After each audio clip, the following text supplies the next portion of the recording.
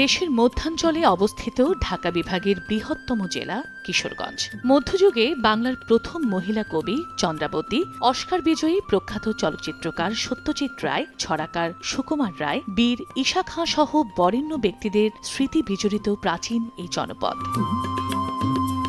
২৫০০ বর্গ কিলোমিটার আয়তনের এই জনপদে ৩৫ লাখ মানুষের বাস। প্রাকৃতিক সম্পদ ও জীববৈচিত্র্যে ভরপুর এ জেলার ৮০% মানুষের প্রধান পেশা কৃষি। হাওর জুড়ে রয়েছে তাজা মাছের সমারোহ। জেলার চাহিদা মিটিয়েও প্রতি বছর উদ্বৃত্ত থাকে ৫ লাখ মেট্রিক টন ধান।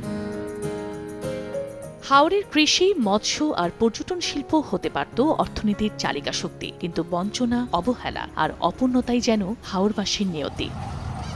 অনুন্নত যোগাযোগ ব্যবস্থার মতোই সুখবর নেই স্বাস্থ্য, শিক্ষা ও ব্যবসা বাণিজ্যে। মানুষের প্রত্যাশার সঙ্গে নেই প্রাপ্তির মিল। আমরা এটাই কামনা করি যে সাধারণ মানুষের দিকে ওনারা তাকাক, দেখুক যে সাধারণ মানুষ কিভাবে আছে। এখানে শিক্ষা ব্যবস্থাটা তেমন আমাদের নেই। রাস্তার পরিষ্কার পরিচ্ছন্ন থাকবে, ড্রেনেজ ব্যবস্থা ভালো থাকবে। গ্রাম অঞ্চলের হাওরের ভোটাররা কিন্তু কৃষক, ফলে কৃষি পণ্যের দামের বিষয়ে ওদের একটা বিষয় থাকে যে সারের দাম কমবে, আমরা ফসলের ন্যায্য মূল্য পাবো।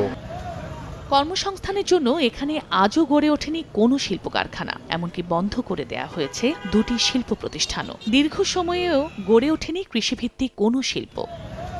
চোখের সামনে প্রবাহমান নরসুন্দা নদীকে খালে পরিণত করা হয়েছে। চলছে দখল আর দূষণের উৎসব। সরু রাস্তা আর ফুটপাত দখল করে হয়ে যাওয়ায় যানজটে নাকাল মানুষ। এসব বিষয়ে দৃষ্টি দেওয়ার তাগিদ বিশিষ্ট নাগরিকদের। বাংলাদেশের অন্যতম বৃহত্তম জেলা, সেই জেলার মানুষের অর্থনৈতিক দুরবস্থা এরকম হবে কেন? যারা আগামীতে নির্বাচন করবেন, নির্বাচিত হয়ে আপনারা কিশোরগঞ্জের মানুষের এই উপকারটা করেন। এখানকার মাছ ও ধানে সারা দেশ সমৃদ্ধ হলেও কৃষির উন্নয়নে নেই সময়োপযোগী পদক্ষেপ। ফিশ প্রসেসিং সেন্টার ও হিমাগার না থাকায় প্রতি বছর হাওরের কোটি কোটি টাকার মাছ পচে নষ্ট হয়। গড়ে ওঠেনি শস্য সংরক্ষণাগার। আধুনিক সুযোগ সুবিধা থেকে বঞ্চিত হাওরের কৃষক। নীতিমালার অভাবে হাওরে মুক্ত জলাশয়ে মাছ ধরার সুযোগ থেকে বঞ্চিত হচ্ছেন জেলেরা। এসব বিষয়ে দ্রুত পদক্ষেপ নেওয়া জরুরি বলে মনে করেন এই গবেষক। কৃষি বেশ যদি এখানে উন্নয়নের ব্যবস্থা করা হয় বা পরিকল্পনা গ্রহণ করা হয়, মাছের জন্য যদি পরিকল্পনা গ্রহণ করা হয়, তাহলে কিন্তু কিশোরগঞ্জ অর্থনৈতিকভাবে সমৃদ্ধ হবে।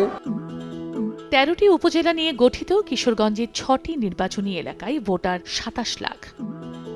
সময় সংবাদ, কিশোরগঞ্জ।